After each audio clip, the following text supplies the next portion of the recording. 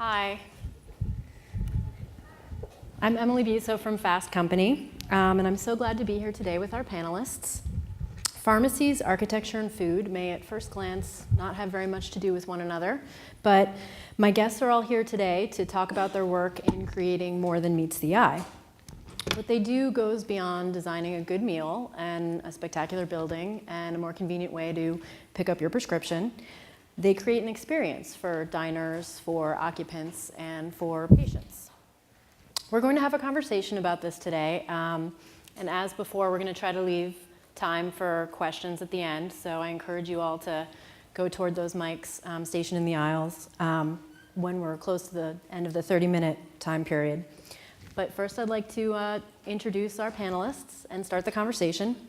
Right here to my left is Nimesh Jhaveri. He's the Executive Director of Pharmacy and Healthcare Experience at Walgreens.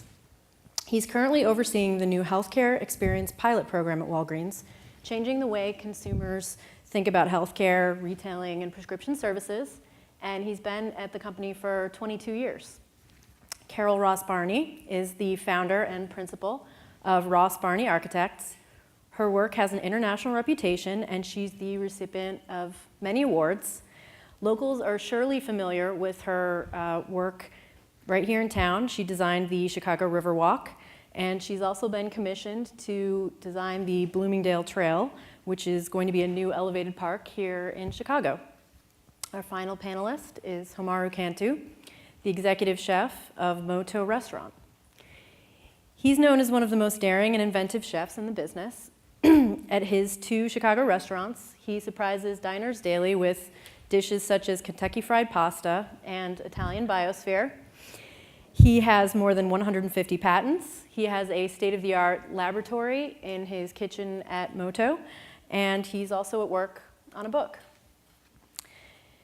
Nimesh, I'm going to start with you today. You oversee the Healthcare Experience pilot program. It's already up and running in 17 Chicago stores, and I'm hoping you can tell us about it and how you're trying to change the pharmacy experience for consumers. Sure. Walgreens has been around for over 110 years, probably at every corner that you can find. Over the 110 years, people's expectations of healthcare have changed. Their expectations of a pharmacist has changed. And what we set out to do over the last couple of years is to do 3 things. Number 1, really participate in helping shape healthcare in the U.S. Number 2, change the profession of pharmacy. And then number 3, give a differentiated experience to the customer, to the patient that walks into one of our stores. And what you're seeing on the screen here is our Oak Park store. It's a real-life store. And what you see in the back here is really our new healthcare footprint. And the core to our mission is really how do we help patients and customers be well, get well, stay well, and eat well. At the end of the day, how do we do that and help them manage their lives better? So what you see here is our newest prototype store and our health and daily living store. And there's a lot of different offerings here. We have fresh foods. We have an expanded, beautiful area. But really, the focus of what we're trying to do is in our pharmacy and healthcare area. Most people, when they walk into a drugstore, see lots of bottles with medications. As you see in this picture, there are no bottles or medications to be seen. The focus here is our practitioners and our folks that take care of those patients. So one of the things that you'll see here is in the middle is a station with 3 screens on the top. Those screens provide you with information on your prescription status, if you're waiting for a nurse practitioner or a physician to be seen. What you see here in this picture is a new position called a health guide. That health guide is a baseline medical professional. We equip them with a mobile device. Instead of simply pointing at the Robitussin bottle, they may ask you questions. Are you on any medications? And they can bring that up on their iPad or mobile device and be able to provide you with information on an OTC product that otherwise you would not know. If there's an interaction, they'll transition you right over to a pharmacist to provide you with a recommendation, who's also equipped with a mobile device. And now no longer sits in the back of the house, but sits in the front. You go to the next picture, the pharmacist now sits outside in an office-like setting like a physician and is available to you for any types of discussions, for medication therapy. We also provide a suite of healthcare services now in this type of a setting. Everything from an immunization to a Zastavax shot, to your blood pressure, to your cholesterol screening. All that is tracked and put on our system, so when you come back in, we can help you manage that condition better. This entire prototype and practice of pharmacy actually requires 9 different regulatory changes in the practice of pharmacy. And we've been able to convince many of the boards that this is the right thing to do. It brings the pharmacist out front, helps the patient interact with their healthcare professional. At the same time, it manages their health better. So that's what we're seeing right now. It's in 20 stores. We're hoping to have close to 100 stores by the end of the year. Carol, I'm wondering how experience factors in for you when you're designing a building. You've said that the best designs approach us emotionally, and I'm wondering if you can explain that and elaborate. Oh, sure. I had a slide too. Oh, that's okay though. There it is. You know, but asking an architect to talk about their work without pictures is sort of like having a mother talk about her baby without pictures. But,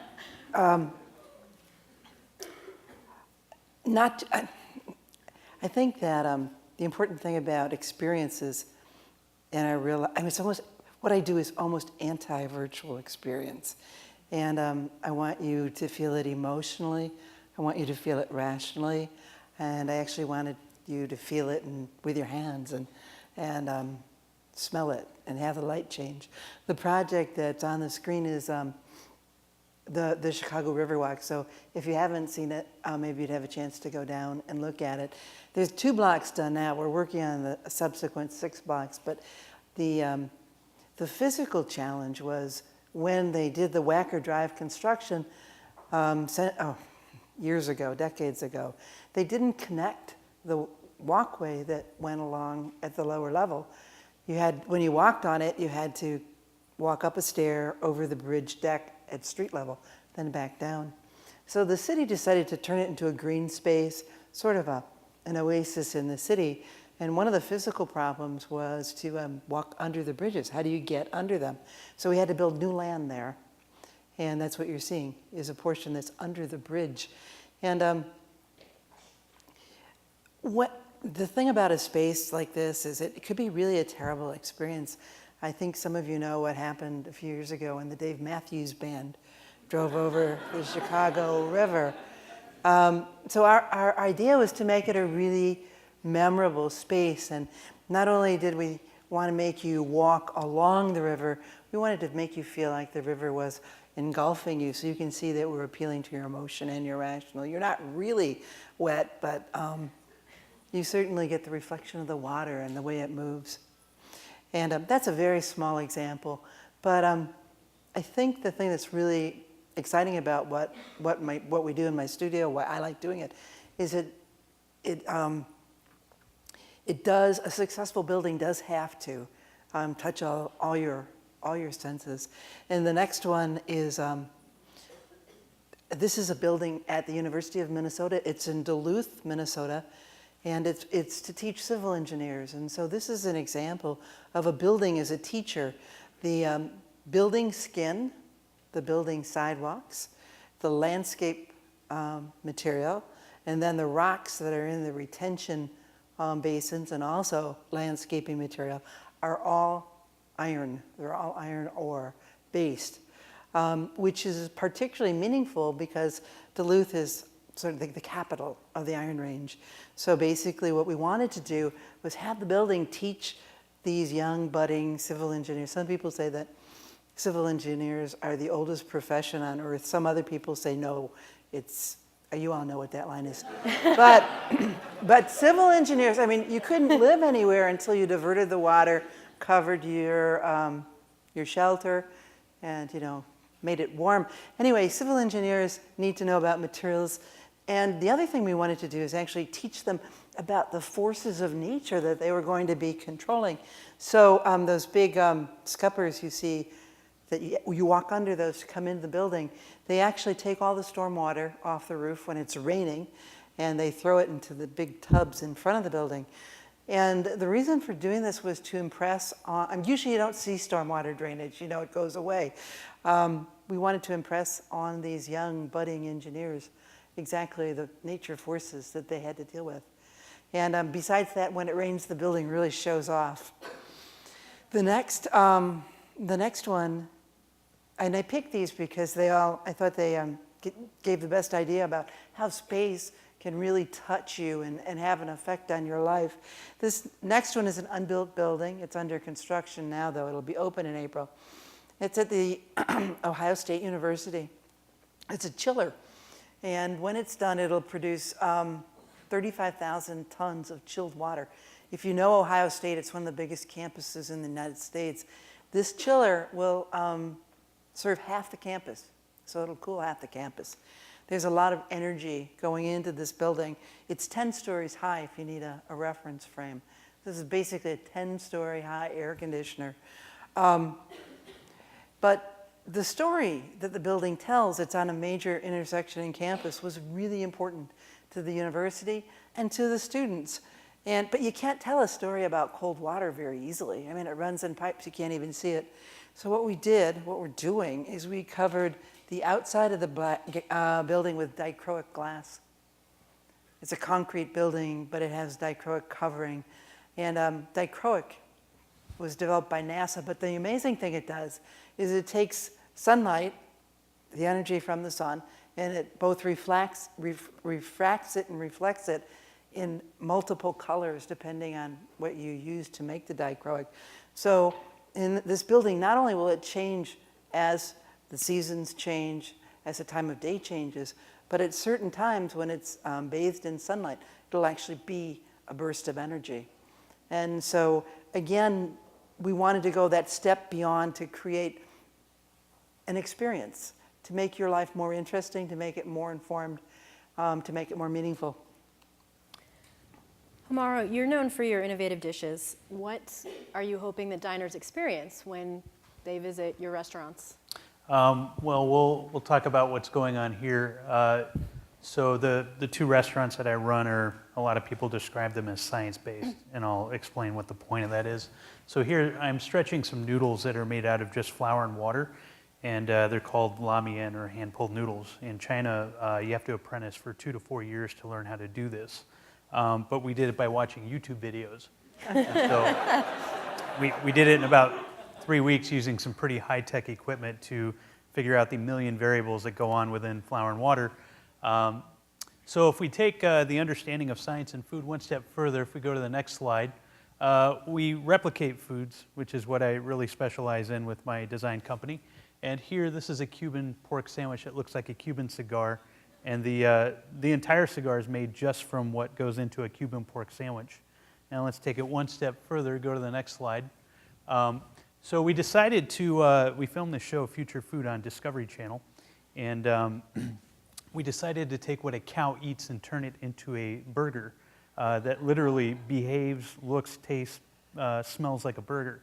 And so we essentially took the most common feedstock that a cow eats and then manipulated it physically using edible, organic, non-GMO products. So we might serve this to you at Moto. You might just get a little burger. And then at the end of your experience with this, we explain to you that that actually has no cow in it whatsoever, and you don't believe it. So what we specialize in is really disruptive green technologies with food. And in the future, you'll be eating a lot of replicated food products that are made from things that grow outside your house. I'm wondering if all of you are known for your ambitions and what you're doing, and I'm wondering the kinds of challenges that you face and while you're pushing the envelope. Nimesh, what have you found in presenting this new kind of pharmacy to patrons? Well, first of all, no one expects the pharmacist to be outside of the pharmacy. How many of you have ever gone to a pharmacy and they're usually real busy? There's a phone hanging out of their ear. They're counting the tablets, and they're really not that accessible to you. In this type of a setting, it's an interesting story. The first time we opened the store, the first few patients that came in actually thought that the pharmacist was the receptionist and started asking them where the bathroom was. And you sit there and you say, okay, this is not simply about changing healthcare, this is changing people's perceptions about healthcare. And so the first thing was change management of not only our folks internally, but the folks that are coming into our stores and expecting to see something different. It is really radically different. So I think those are the biggest challenges that we have is how do we have people accept change and then actually use it because it is good for them. And Carol, do you find that your clients are occasionally resistant to, what you're trying to do and approach people's emotions? I mean, you're dealing with government. I do. I deal with government. They're never resistant. Yeah, from time to time, I think that they're a little resistant. We have adopted a model that sort of combines storytelling with a collaborative model, and for us, the really essential part is to include the stakeholders on the team that's understanding this project, and eventually, the thing about an architect that's really crazy. I wanted to be a painter before I was an architect, and I just thought that I needed to do something bigger. But what I didn't understand then is basically I was asking people to trust me with millions and millions and millions. I mean, it costs a few dollars to make a painting. To make a building, it takes millions. And so I was saying, please let me take all your money and make a building. But we worked really hard at the team. And there was Charles Ames, who was a great architect, mid-century modern, did a lot of furniture. Has this fabulous drawing that for me really epitomizes the creative process and what has to happen with the designer and the owner and society in general. But he drew these, he was doing a retrospective for the Louvre, and Time magazine, I think it was Time, maybe it was Life, interviewed him, and he did the typical cocktail napkin sketch, and he drew this sort of amoeba shape, and he said, this is what the architect knows after building several of these buildings and having his own prejudices and everything else. And then he drew sort of this jaggedy polka dot thing over it. And he said, this is what the client knows, what their experiences are. And then he drew an oval over that. And he said, and this is what society's goals are. He said, the answer is really easy. It's in the middle. So finding that overlap, that creative overlap, where you have basically the best values of every stakeholder is what we try to do. And we do it by storytelling, we do it by inclusion. And when you get to that point, then you can push the edge. You can push it to the edge of their bubble.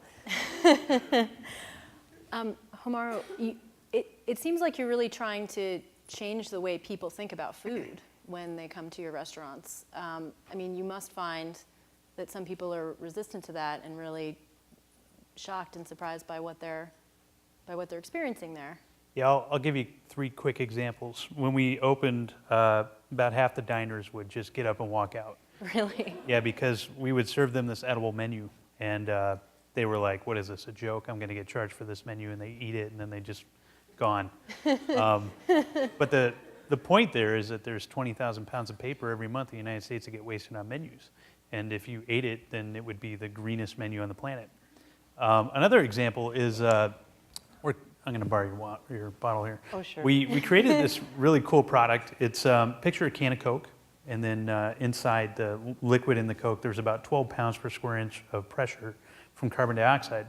And so we had this idea to put fruit in there and carbonate it, but use carbon dioxide from the atmosphere. And what would happen is you eat this, and you slowly absorb small amounts of the CO2 because it's in a solid, and you're basically eating your way out of global warming. Put this on store shelves. This is real. You put this on store shelves, people just walk right past it. And even though I could sit here and make the case all day that this could be the greenest food product on the planet, people, they just don't resonate with it because it's like 10 cents more than the other grapes. So it's really I think I need an infomercial. You know what I mean? Ron Popeil, late night, to explain this stuff. But we're sort of entering the retail space where we have to convey this in 10 seconds. Like a diet book that I'm working on that you eat desserts and lose weight.